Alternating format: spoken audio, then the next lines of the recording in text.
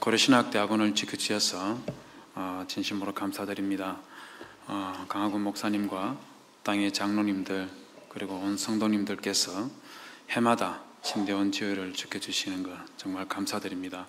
저희 고려신학대학원은 하나님의 교회를 섬기는 목회자를 양성하는 기관이기 때문에 교회와 성도님들의 기도와 관심이 없이는 정상적으로 기능할 수도 없고 제대로 세워질 수도 없습니다. 그런 점들을 일찍부터 생각하시고 우리 고신교회에 거의 장자격이나 장자 같은 제일영도교회에서 해마다 신대원 주의를 지켜주셔서 정말 감사드립니다. 성도님들도 아시겠지만 현재 우리 한국교회는 쇠퇴기에 접어들었다고 다들 말을 합니다. 근데 이게 여러분들이 생각하시는 것보다 훨씬 더 심각한 그런 상황에 놓여 있습니다. 한국교회 상황을 일일이 다 말씀드릴 수는 없지만 제가 몸담고 있는 우리 고려신학대학원과 관련해서 한 가지만 말씀을 드리면 저희 신대원의 입학생이 10년 전부터 줄어들기 시작을 해서 지난 한 10년 동안 누적된 신입생 줄어든 숫자가 약 300명 가까이 됩니다. 우리 고신교회를 섬기는 부교육자의 총수가 2,000명이라면 300명이 빠져버렸기 때문에 이제 1,700명 정도가 고신교회를 부교육자들이 섬기고 있다고 그렇게 생각하면 되겠지요. 300명이 빠졌는데도 교회들마다 부교육자 청빙하는 일이 굉장히 힘듭니다. 제일영도교회는 그렇지 않겠지만 어떤 교회들은 6개월 정도 지나야지 부교육자를 청빙할 수 있고 이 정도는 좋은 편입니다.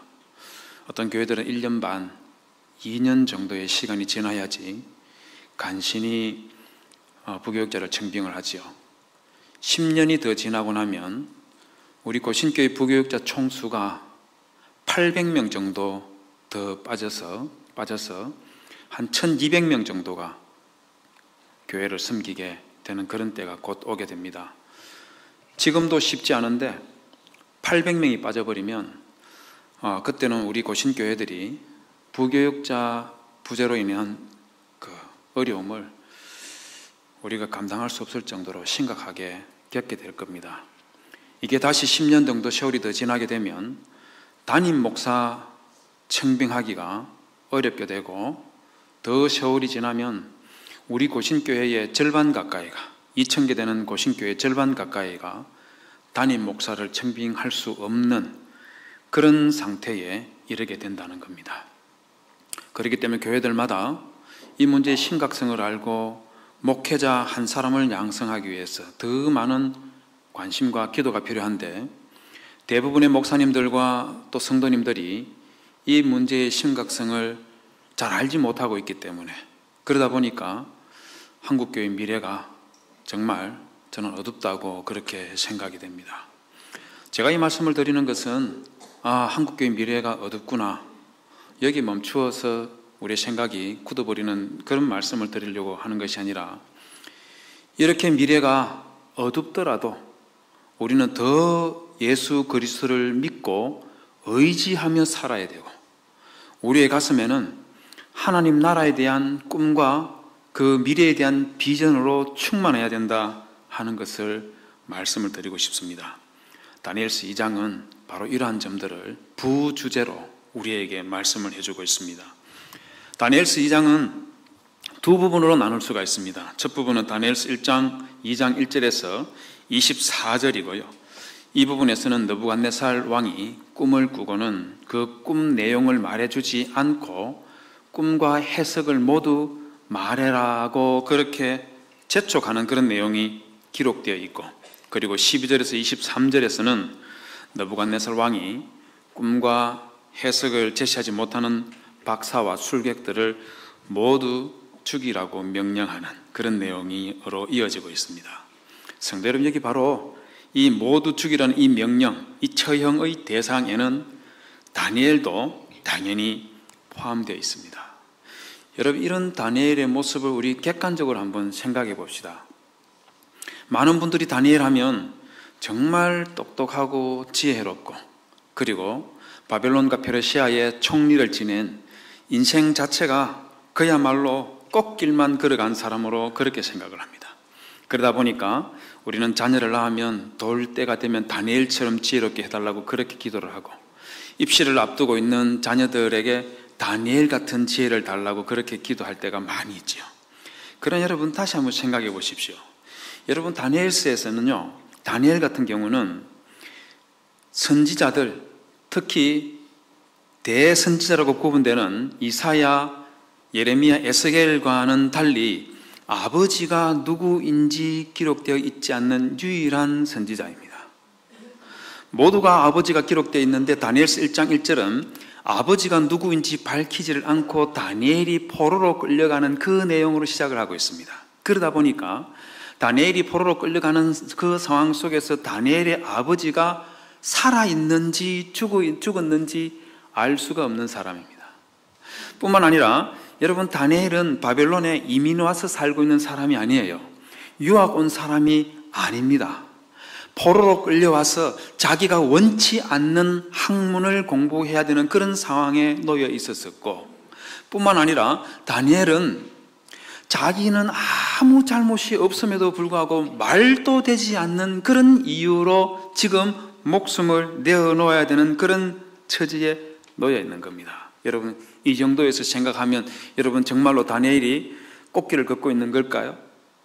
최소한 다니엘서 2장까지에서 다니엘의 삶의 모습은요, 꽃길이 아니라 말 그대로 죽음의 그림자가 자욱한, 정말 어둡고 두렵고 미래를 확신할 수 없는 그런 길 위에 서 있다고 볼 수가 있겠지요. 혹시 여러분들 생각하기에 느부갓네살이 모든 박사와 술객들을 다 죽여라 이렇게 명령을 내렸다고 하는데 설마 다 죽일까 이런 생각할지 모르겠어요. 그런데 느부갓네살 왕은 정말 무섭고 잔인한 사람입니다. 예레미야 2장 20절에 보면, 자료화면 보여줄 수 있겠습니까? 거기 보면 예레미야가 느부갓네살과 바벨론의 군인들이 저질렀던 그 만행 때문에 울부짖으면서 하나님께서 우리에게 이렇게 한 게 아닙니까? 이렇게 애타게 부르짖고 있는 그런 내용이 나옵니다. 여호와여 보시옵소서, 주께서 누구에게 이같이 행하셨는지요? 여인들이 어찌 자기 열매 곧 그들이 낳은 아이들을 먹으며 제사장들과 선자들이 어찌 주의 성소에서 죽임을 당하오리이까? 늙은이와 젊은이가 다 길바닥에 엎드려졌사오며 내 처녀들과 내 청년들이 칼에 쓰러졌나이다. 하나님께 예배드리는 그 예루살렘 성전에 제사장과 선지자들이 모여서 하나님을 찬양하는 그런 무리들로 가득 채워져 있는 것이 아니라 그들이 전부 다 죽어서 시체가 되어서 널브러져 있다는 거죠. 길바닥에는 나이가 많은 노인과 어린아이뿐만 아니라 내 처녀들과 내 청년들, 이들이 다 칼에 맞아 죽어서 엎드러져 있나이다 이렇게 말하는 거 한번 보십시오. 아, 과거에 그런 일이 있었구나. 여러분들은 그 정도 생각 드실지 모르겠지만은요, 실제로 이와 같은 일을 경험하면 어떨 것 같습니까? 저는 초등학교 2학년 때 정말 안타까운 일을 한번 경험한 적이 있습니다. 동네에 한 남편 되시는 분이 자기 아내를 칼로 찔러서 죽이는 그런 불행한 일이 일어났었습니다. 그 자체를 본 건 아니었지만은요, 그 칼에 맞은 여자분을 리어카에 싣고 이 시신에는 지퍼로 위에다 집으로 덮어가지고 병원으로 막 달려가는데 그 리어카 밑으로 검붉은 피들이요 줄줄줄줄 흘러내리는 그런 장면을 제가 본 적이 있습니다. 그게 얼마나 충격적이었는지 지금까지 저희 머릿속에 생생하게 그것이 어느 장소였고 그 장면이 있었다는 것 지금까지 기억하고 있습니다. 여러분, 그런데 한 사람이 아니라 예루살렘에 있는 수많은 처녀들과 청년들이 죽어서 널브러져 있는 그 모습 한번 상상해 보십시오. 이게 느부갓네살과 바벨론의 군인들이 저질렀던 만행들입니다. 느부갓네살 왕이 자신의 업적을 기록하면서 바벨로니아 연대기라는 것을 남겼는데요, 마치 우리나라 조선 왕조실록과 비슷한데 이게 대형 박물관에 보관되어 있습니다. 자료면 보시면 바벨론 연대기에 보면 기원전 605년에 느부갓네살과 바벨론 군인들이 예루살렘을 공격하기 바로 직전에 칼게미시라는 곳에서 아시리아 군인들을 다 멸망시키고 이들을 도와주러 왔던 이집트 군인들을 격파를 시켰는데요. 이집트 군인들이 자기 나라, 자기 고향으로 돌아가려고 미친 듯이 도망을 치고 있는데 느부갓네살과 그의 군인들이 마지막 한 명까지 끝까지 추격해서 모조리 다 죽이고 단 한 명도 자기 고향으로 돌아가지 못하게 만들었다. 그렇게 기록하고 있습니다. 여러분 보십시오. 느부갓네살 무섭고 잔인한 사람이지 않습니까? 여러분 그런데 이런 느부갓네살 왕이 박사와 술객들이 꿈과 해석을 제시하지 못하자 다니엘서 2장 12절에서 분노했다고 그렇게 말을 하고 있는데 여러분 우리 성경에서는 이 진노한 모습을 강조하기 위해서 진노하고 통분하여라고 기록했는데요. 저 통분이라는 말이 아람어로 기록되어 있습니다. 저 아람어가 케찹 사키라는 표현인데 사키라는 표현은 great exceeding이라는 그런 표현을 가지고 있습니다. 극노, 대노했다는 거죠. 엄청나게 극단적으로 분노해서 자기의 이 감정을 컨트롤하지 못하는 그런 느부갓네살 왕이 13절에서는 왕의 명령이 내리매라고 그렇게 우리 한글 성경은 기록하고 있지만 아람어에서는 다타라는 말을 썼습니다. 이 다타라는 말은 무엇이냐면 법 또는 칙령이라는 의미를 가지고 있다 보니까 킹 제임스 버전에서는 저기 보십시오. 파란색으로 된 글자에서 디크리라고 되어 있죠. 그냥 야 쟤들 다 죽여 이렇게 말한 게 아니고요. 공식적인 문서에다가 저 박사 술객들을 다 죽이라는 글을 쓰고 거기에다가 이 도장을 찍어서 공식적인 문서를 통해서 다 죽이도록 시켰다. 그렇게 말하고 있는 겁니다. 그러니 한번 상상해 보십시오.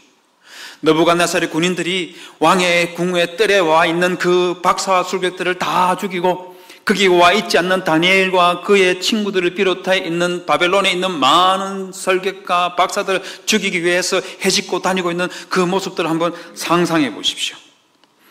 여러분 말 그대로 이 정도면 다니엘에게 죽음의 그림자가 자욱하게 들어져 있는 그런 두렵고 공포스러운 그런 순간이라고 그렇게 말을 할 수 있지 않겠습니까? 성도 여러분, 여러분들 같으면 이런 상황에 처하게 되면 어떻게 하실 것 같습니까? 어떻게 하실 거예요? 도망칠 겁니까? 여러분 다니엘서 2장 16절에서 18절에 보면 다니엘이 했던 행동이 무엇이냐면 건의도장을 통해서 왕에게 잠깐만 시간을 달라고 청하고 나서 그리고는 집으로 가서 자기 친구들과 함께 우리 하나님께 하늘에 계신 하나님이여 우리를 불쌍히 여겨서 우리들을 죽음을 당하지 않게 하옵소서 하고 기도를 하고 있습니다. 여러분 이 다니엘 기도하고는 이 장면 여러분 이게 얼마나 인상적인 줄 아십니까? 여러분 다니엘이 하고 있는 이 기도는 한마디로 말하면 저 좀 살려주십시오. 저 목숨 살려주십시오. 딱 한마디 요거 기도했다는 겁니다. 여러분 우리 구약 성경에는 하나님께 기도한 사람들이 많이 있죠. 아브라함과 야곱과 모세 그리고 다윗, 느헤미야 많은 기도의 사람들이 있지만은요 이들이 기도한 내용들 여러분 가서 한번 보십시오. 하나님 저 목숨 좀 살려주십시오 이렇게 기도한 사람은 다니엘밖에 없다는 거 아십니까? 다니엘이요 얼마나 절박하고 얼마나 다급하고 얼마나 힘이 들었으면 다른 말 한마디 못하고 하나님 저 좀 살려주십시오 이렇게 기도했다는 거죠.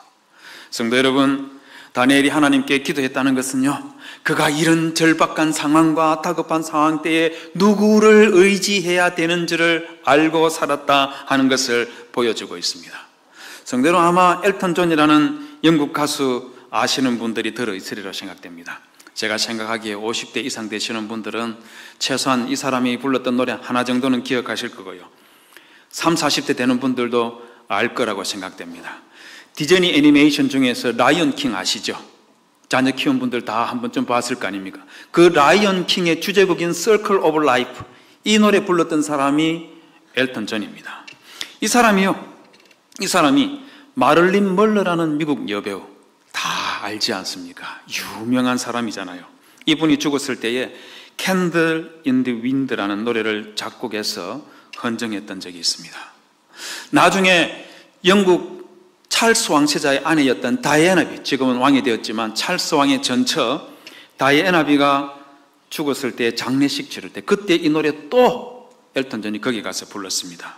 이 노래 보면 엘튼 존이 몰로의 본명을 부르면서 Goodbye Norma Jean, 또 I never knew you at all 이렇게 시작을 합니다. 우리 알다시피 마를린 멀로나 그리고 다이애나 왕세자비, 여러분 이분들 대단한 분들이잖아요. 이쁘고 화려하고 돈 많고 인생 자체가 어마어마한 분들이었지 않습니까? 여러분, 그런데 엘튼 존이 이분들의 삶을 두고 그 다음에서 뭐라고 말하냐면 And it seems to me you lived your life like a candle in the wind.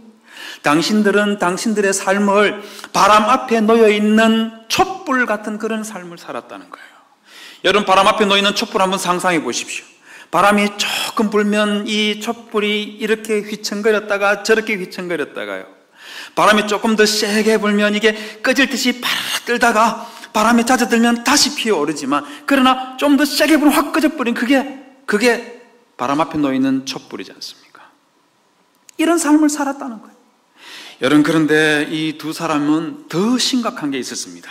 마지막 장면에 보면, 마지막 글에 보면, 문장에 보면 Never knowing who to cling to when the rain set in. 무슨 말이냐면 비가 내리기 시작할 때 누구에게 매어 달려야 할지 결코 알지 못했다, 그렇게 말하고 있습니다. 여러분, 절망적이지 않습니까? 여러분, 비가 내리기 시작하면 그 촛불 꺼지는 거예요. 이거 안 꺼뜨리려면 처마 밑으로 들어가든지 아니면 우산을 쓰고 있는 사람이 혹시 주변에 있으면 거기에 달려 들어가서 저 좀 도와달라고 그렇게 메어 달려야 하지 않습니까? 그런데 마를린 멀로나 다이애나 왕세자비는 그 순간에 누구에게 메어 달려야 할지 결코 단 한 번도 알지 못했다는 거예요. 그러니 안타깝고 절망적이지 않습니까? 하지만 성도 여러분, 우리는 다르다는 것 아십니까? 우리에게도 바람 앞에 촛불 같은 그런 일들이 생겨나지만, 그러나 우리는 우리가 의지할 분이 계시고 우리를 돕는 분이 있다는 것, 성도 여러분 믿으십니까? 시편 120편 1절과 2절에 보면 내가 산을 향하여 눈을 들리라. 나의 도움이 어디서 올까? 나의 도움은 천지를 지으신 여호와에게서로다 라고 말하고 있죠. 성도 여러분, 바로 여러분들이 믿으시는 그 하나님, 천지를 창조하신 그 하나님께서 우리의 의지이고 우리의 도움이라는 것을 기억하시고 그분께 메어 달리는 성도님들이 되시기를 주님의 이름으로 부탁을 드립니다. 성도 여러분, 여러분들의 인생에 비바람이 몰아칠 때 그것만큼 우두커니 서 있지 마시고 피난처 되시는 우리 하나님 앞에 나오시기를 바랍니다. 여러분들의 얼굴에 눈물인지 빗물인지 모르는 것이 타고 흘러내릴 때에 그렇게 비만 맞고 계시지 마시고 우리 주 예수 그리스도께로 나와서 그분이 여러분들을 위해서 행하실 그 크고 놀라운 일들을 경험하시는 그런 성도님들이 되시기를 주님의 이름으로 부탁을 드립니다. 성도 여러분, 다니엘 2장은 또한 삶이 어둡고 캄캄한 밤과 같을 때, 그때 하나님 나라의 미래를 소망하라 하는 것을 또한 가르치고 있습니다. 다니엘서의 둘째 부분은 2장 25절에서 49절까지인데, 바로 여기서 다니엘이 느부갓네살 왕이 꾸었던 그 꿈 그 자체하고 그리고 그 꿈의 의미를 해석해주는 그런 내용이 기록되어 있습니다. 이걸 통해서 우리 하나님께서는 제국의 역사를 지배하시고 통제하신다 하는 것을 보여줍니다. 하지만 여기에 대해서 우리 하나님께서는 부주제들을 통해서, 다니엘의 꿈 해석을 통해서 하나님은, 우리 성도들은 하나님 나라의 미래, 그걸 바라보고 소망하며 살아야 된다 하는 것도 덧붙이고 있어요. 여러분, 느부갓네살 왕의 꿈, 그것을 해석하기 시작하는 이 다니엘의 메시지가 2장 31절부터 나오고 있는데요, 거기에 보면 메시지가 이렇게 시작합니다. 왕이여, 왕이 한 큰 신상을 보았는데 그 신상이 왕 앞에 섰는데 광채가 매우 찬란하며, 거대한 신상인데요, 금과 은과 동과 철로 되어 있는 그런 제국들이 줄줄이 이어진다 하는 것을 말하고 있죠. 얼마나 대단한지요, 그 광채가 크고 특심하며라고 했습니다. 그런데 문제는 말입니다, 우리 목사님들이나 성도님들이 딱 여기까지만 본다는 거예요. 거대한 제국 바벨론, 거대한 제국 로마, 여기까지만 본다는 겁니다. 그런데 여러분 31절을 잘 보십시오. 그 다음에 뭐라고 했습니까? 그 광채가 특심하고 난 다음에 그 모양이 심히 두려우며 라고 그렇게 말했습니다. 킹제임스 영어 성경 버전에서는요, 이 심히 두려우니라는 이 부분을 terrible이라고 했습니다. 끔찍하다는 거죠. 여러분, 왜 끔찍하겠습니까? 왜 끔찍하겠어요? 그 나라를 세운 그 나라는 자랑스럽고 거대할지 몰라도요, 그 제국의 빛이 밟혔던 수많은 민족들, 나라들 한번 상상해 보십시오. 그 제국을 세우기 위해서 휘두른 칼날에 수많은 생명들이 죽어서 길바닥에 널브러져 그렇게 흘렸던 그 피들을 생각해 보라는 거죠. 여러분, 그 사람들 속에는 우리 믿는 신앙의 선배들이 그렇게 한순간에 쓰러져 버렸었습니다. 여러분, 그렇기 때문에 끔찍한 거죠. 그 탄압과 억압 속에서 그렇게 죽어갔던 우리 초대교회 성도, 우리 선배들, 우리가 잘 알고 있지 않습니까? 여러분, 이런 미래가 예고된다면 성도 여러분들은 여러분 어떨 것 같습니까? 별 실감 나지 않습니까?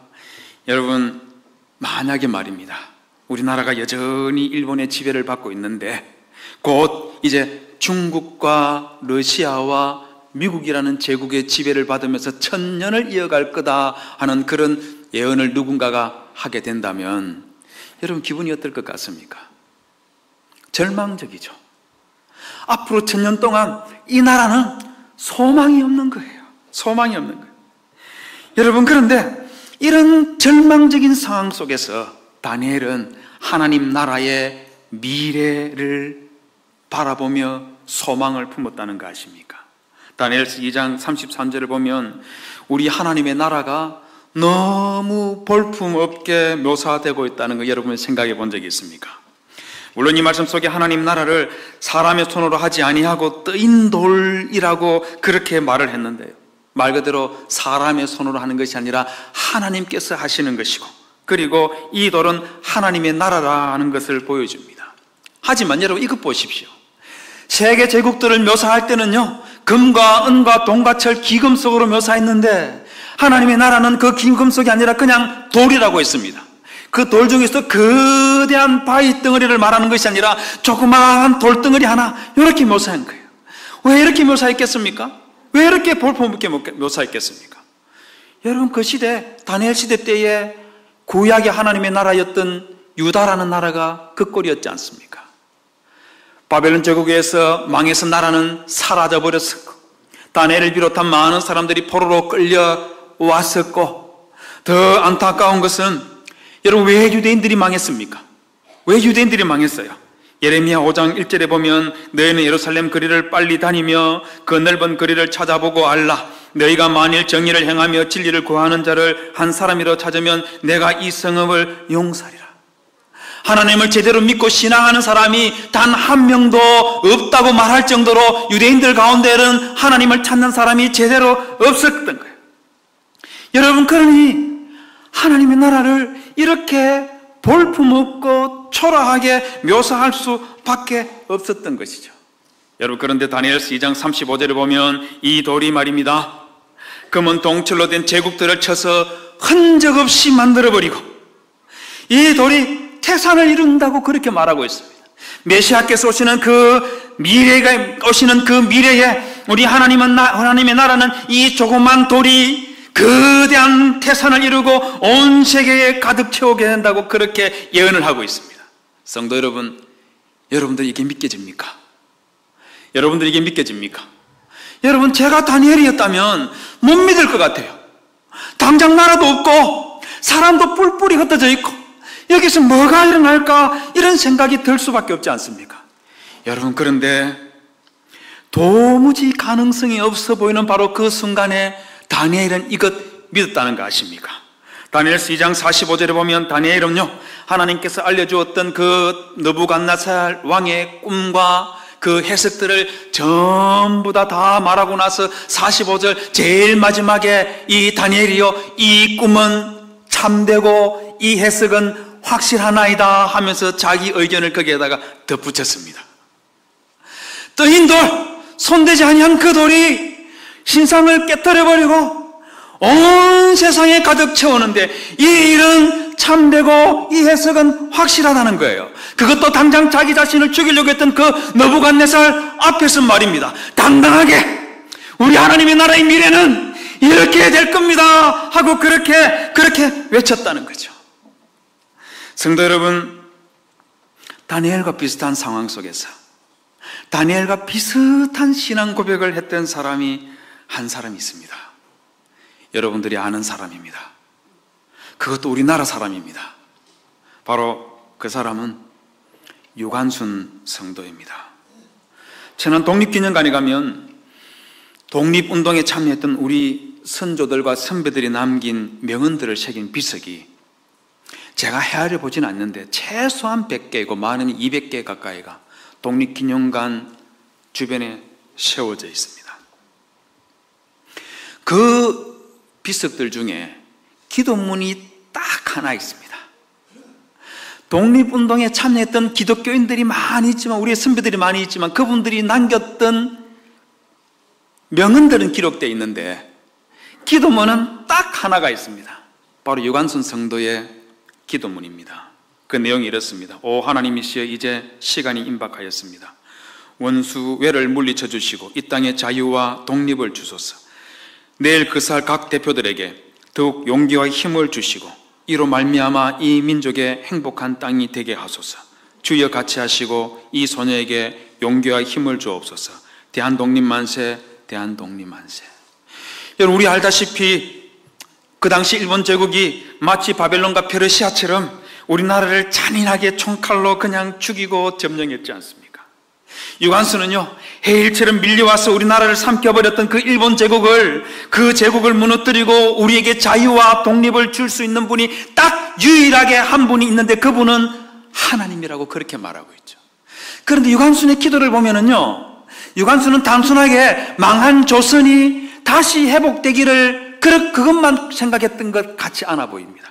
여러분, 저기 보면 이 민족의 행복한 땅이 되게 하소서, 주여 같이 하시고 라는 이 말을 생각하면은요, 유관순은 조선의 독립과 회복도 꿈꿨겠지만 이 땅에 진정한 행복이 충만한 그 하나님의 나라, 그 나라가 이 땅에 세워지기를 꿈꾸며 이 기도를 한 게 아닌가, 그 생각이 든다는 거예요. 성도 여러분, 우리 알다시피 100년 전 이 땅에 기독교인이 몇 명이나 됐습니까? 영도 제1교회가 세워진 130년 전 그때 이 땅에 예수 믿는 사람이 몇 명이나 됐겠어요? 유관순이 자라고 태어나서 자랐던 그 천안 병천, 거기 한번 가보십시오. 그 깡촌에 예수 믿는 사람이 몇 명이나 됐겠습니까? 그렇게 소수의 기독교인만 있는 그때에 이 땅에 우리 하나님께서 일본 제국을 물리치고 행복한 땅, 하나님의 나라가 이루어지도록 그렇게 기도하며 3.1 운동을 위해서 기도했다는 것이죠. 놀랍지 않습니까? 성도 여러분, 우리도 이런 것들을 좀 생각하면서 다니엘과 유관순처럼 우리는 하나님 나라의 미래에 대한 소망을 좀 가지면 안 될까요? 한국교회의 미래가 좀 어둡다고 주눅들지 말고 우리의 미래인 주일학교에 씨를 뿌리고 청년대학부라는 그 텃밭에 물을 뿌리는 그 일을 우리 좀 하면 안 되겠습니까? 때로는 눌며 씨를 뿌리고 때로는 온몸에 땀을 적셔가면서 물을 주는 그 일을 우리가 좀 해야 되지 않겠습니까? 그래서 우리의 다음 세대를 통해서 이 땅에 진정한 의와 진리가 가득한 우리 주 예수 그리스도의 나라, 그 나라가 이 땅에 이루어지도록 우리가 함께 그리스도를 믿고 우리가 함께 소망하고 우리가 함께 꿈을 꾸면서 믿음으로 일어서야 되지 않겠습니까? 성도 여러분, 그 하나님 나라의 미래를 위해서 우리 고려신학대학원이 하나님의 미랄이 되어서 썩어가고 그리고 미끄럼이 될 수 있도록 기도해 주시고 우리 고신교회가 어두워져가는 이 한국교회를 밝혀내는 그 소명을 감당해낼 수 있도록 기도해 주시기를 주님의 이름으로 부탁을 드립니다.